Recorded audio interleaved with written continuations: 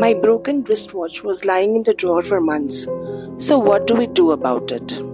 Should we discard it because it's not that expensive? Or should we buy a new one? Wait, let's get it fixed. So I come to a local watch repair shop to get it fixed. E-waste is the fastest growing waste streams globally. And a simple repair helps reduces e-waste, saves our resources and our money. And here it is, fixed just like new one. And with just 10 rupees, I am ready to use it again.